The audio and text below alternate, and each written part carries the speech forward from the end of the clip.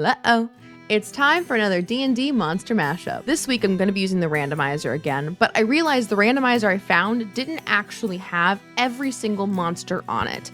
So I'm slightly changing my randomization method. So I'm operating under the assumption that every single officially published monster is available on D&D Beyond. Now, unfortunately, there's no really easy way just to generate a random monster on D&D Beyond itself. But what I did notice is that when you go to select a monster from the list of all monsters available on D&D Beyond, there are a total of 138 pages of monsters from official sources. And every single page will have 20 monsters on it, possibly with the exception of the last page. I didn't go count what's on page 138. But using this knowledge, what I can do is pick a random page number, so pick a random number between 1 and 138, and then pick a second random number between 1 and 20 to pick the actual monster on that page number. That way, I am making sure that every single monster that exists is at my disposal. So, without further ado, let's generate some monsters. Quick point of order, anytime I roll a humanoid, I'm just gonna go ahead and re-roll. I think working with humanoids is a little too boring, honestly, because then everything I make is either gonna be a hybrid of two humanoids or just a humanoid mixed with something else like a dragon, in which case you just get a dragonborn, another humanoid, and it's just not fun. 134 and 19. Okay. 19 will be one from the bottom. Young crystal dragon. Okay. So for my second roll, we have the Sphinx of Judgment, which means that the Sphinx of Judgment and the young crystal dragon are my two options here. I don't know anything about the Sphinx of Judgment. I feel like dragons are all pretty straightforward. You know, I know that as far as gemstone dragons are concerned, those tend to be the psionic dragons, neutrally aligned. But the Sphinx of Judgment, let me read the description first. Azorius sphinxes, known as Sphinxes of Judgment, wield hieromancy, the power of law magic, with the force of a judge's gavel to imprison criminals and compel truth from them. So I don't want to just make a dragon, right? I think it's kind of boring if I just take this and make a dragon that can use law magic. You know, I don't think there's really a creature in between a sphinx and a dragon per se that I could turn this into. So instead, I'm gonna, lean into creating a new type of sphinx. I think what could be interesting maybe to play with is this obsession with studying the stars and recording observations that the crystal dragon has. The description talks about reading signs as omens and trying to kind of parse together the future from what's going on in the stars. So if you kind of try to mix that with the Sphinx of Judgment, I feel like what I'm trying to make here, it sounds like, is a sphinx that can see the future and will attempt to judge you for your future actions. The next day. Okay, it's been a full day, but I finally have a stat block that I am happy with. Let me present to you the Sphinx of Astral Foresight. I wanted to create a creature that was obsessed with trying to prevent crimes by using visions it was having of the future. Now, of the two monsters I worked with, the young crystal dragon is the one that was focused on ill omens and searching the skies for clues. And so I wanted to lean into the sort of crystalline nature of that dragon and bring that into the Sphinx. So the Sphinx of Astral Foresight is a being made of pure crystal, a beacon of radiant light. This crystal body is what gives it the strong psychic and divinatory abilities that it uses. Some sphinxes will choose to focus on smaller crimes, maybe focusing on an individual community and trying to prevent things like petty theft, whereas others will choose to use their powers to focus on the most powerful beings in the multiverse, as they try to put together obscure clues from hard-to-read visions. It's important to note not every vision that a sphinx receives is clear enough for it to actually act upon. In some circumstances, it really could be as easy as, oh my gosh, the Sphinx was lucky enough to see that this guy is gonna stab this other person, and wouldn't you know, he was standing right in front of the sign that tells you what city he's in. But most of the time, it's not gonna be that clear cut. And that's why a lot of these Sphinxes, when they do get clear-cut answers, will choose to act upon them. They see it as seizing a rare opportunity of sorts. Now, a Sphinx of Astral Foresight believes itself to be a lawful good creature, because in that Sphinx's mind, even though they're punishing somebody who has yet to do something bad, there's no way someone who was good would ever be pushed to do something bad. And so the Sphinx is able to sort of justify the actions they're taking, even though no crime has been committed yet. Even though the Sphinx believes themselves to be lawful good, they really are lawful neutral. With all of this flavor to text in mind, let's go ahead and actually talk about this thing's stat block. I decided I wanted the Sphinx to be CR 13. The original monsters we were working with, the Sphinx of Judgment and the Young Crystal Dragon, were CR 11 and 5 respectively. And I wanted this creature to be more powerful than both of those, so CR 13 is what I went with. I chose armor class and hit points appropriate for the challenge rating, and I decided to keep the walking and flying speeds the same as the Sphinx of Judgment. Now, most of what you'll see in this proficiencies, saving throws, vulnerabilities section over here is the same as it was on the original Sphinx of Judgment, but I did tweak a few things of note. First off, because the Sphinx of Astral Foresight is a being made of pure crystal, I decided to make it vulnerable to thunder damage, but I also used its crystal body as a justification to make it resist radiant damage. Moving on to the abilities of this creature, I decided to leave the inscrutable feature that other Sphinxes have.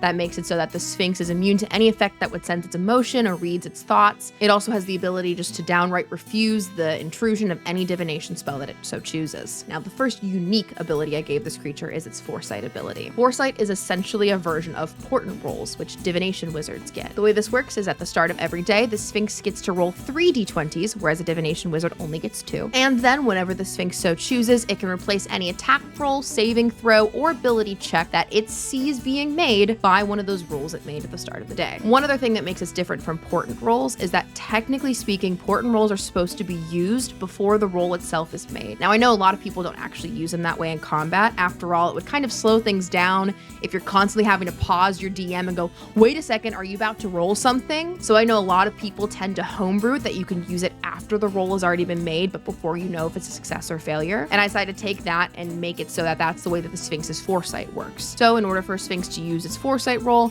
it doesn't have to declare it before the roll is actually made.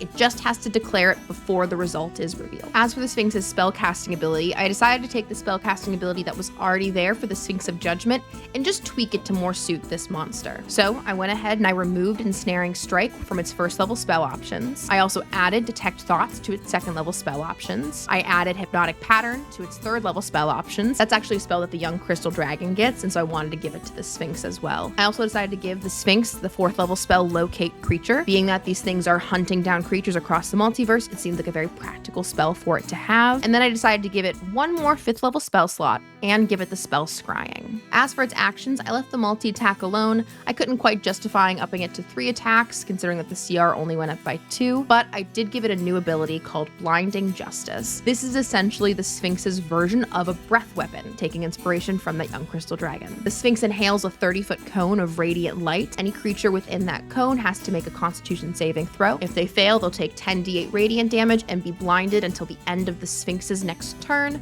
But if they succeed, they'll only take half as much damage and they won't be blinded. I considered blinding creatures for longer than just effectively 1 round, because on the one hand, if it's going to last longer, then players should be able to break it on their turn with a successful saving throw. But on the other hand, I wanted to make sure that the Sphinx got 1 full round of combat of being able to benefit from creatures being blinded. So I just settled on making it so it only lasted until the end of the Sphinx's next turn, and because this breath weapon can recharge in a 5 or 6, I figure if I'm lucky, I'll blind people a couple times. Moving on to legendary actions, I decided just to keep the legendary actions the same as the legendary actions of the Sphinx of Judgment. I think they're very flavorful and actually fit for the Sphinx of Astral Foresight as well. We have the Claw attack, we have a teleport, and then we have a cast a spell. Lastly, the Sphinx's lair and lair actions. Sphinxes of Astral Foresight will take up residence in these observatories that they construct in the Astral Sea. They'll typically place their observatory near portals to other planes, so that way they can easily hop to other planes in order to prevent crimes. As for the lair actions themselves, I decided to keep 2 of the lair actions the same from the Sphinx of Judgment, but create my own custom third lair action. The 2 I chose to keep were, the flow of time is altered such that every creature in the lair must reroll initiative, and the Sphinx can choose not to reroll. The second one I chose to keep was that the Sphinx shifts itself and up to 7 other creatures within its lair to another plane of existence. Once outside its lair, the Sphinx cannot use the lair actions, but it can return to its lair as a bonus action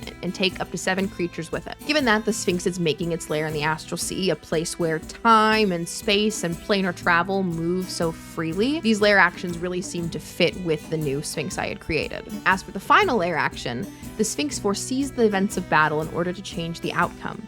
One creature of the Sphinx's choice will have disadvantage on its next attack roll, saving throw, or ability check. Meanwhile, the Sphinx will have advantage on its next attack roll, saving throw, or ability check. This is essentially a spell slot free silvery barbs. Now, it is important to note that the Sphinx is only able to use these lair actions once per short or long rest. So even though these lair actions are incredibly powerful, you don't have to worry about them throwing off the balance of the fight. There you have it, the Sphinx of Astral Foresight. At first, I was a little disappointed I rolled a Sphinx on my randomizer. I feel like Sphinxes are just a little overdone, and I just wasn't really sure what I was gonna do to bring a new flavor or twist to it. Especially with the focus on like divination and knowledge, I was worried that I would end up with something that was really similar to the Gyno Sphinx, which already exists in D&D. But I think that focus on crime prevention, interestingly enough, gave me a lot more to work with than I was hoping for. Because the Gyno Sphinx, which already exists, doesn't really do anything with that knowledge besides guard it. Whereas the Sphinx of Astral Foresight is going to go out of its way to act on the information it is gathering. And so whereas a Gyno Sphinx is going to be something that you seek out and try to obtain information from, make a deal with, or whatnot,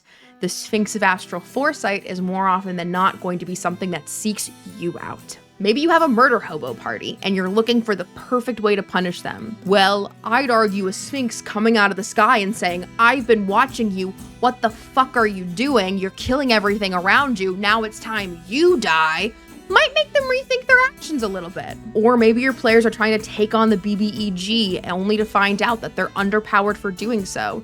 Your Sphinx of Astral Foresight could swoop in and save the day, telling the players that it has also been watching the BBEG and trying to find the perfect time to attack him. It could be a great way to give your players an unexpected ally in the fight, or more information about the BBEG's actions that they could use to take a different route beyond just fighting the BBEG. Or maybe you choose to go the traditional Sphinx route and have the Sphinx of Astral Foresight be a creature that your party actively seeks out.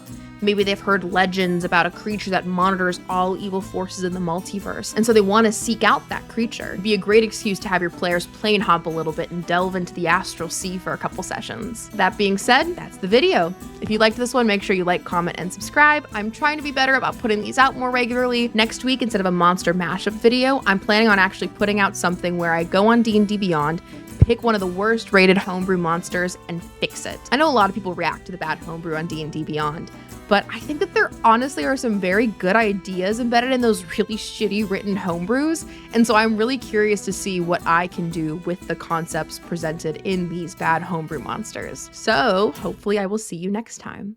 Bye-bye.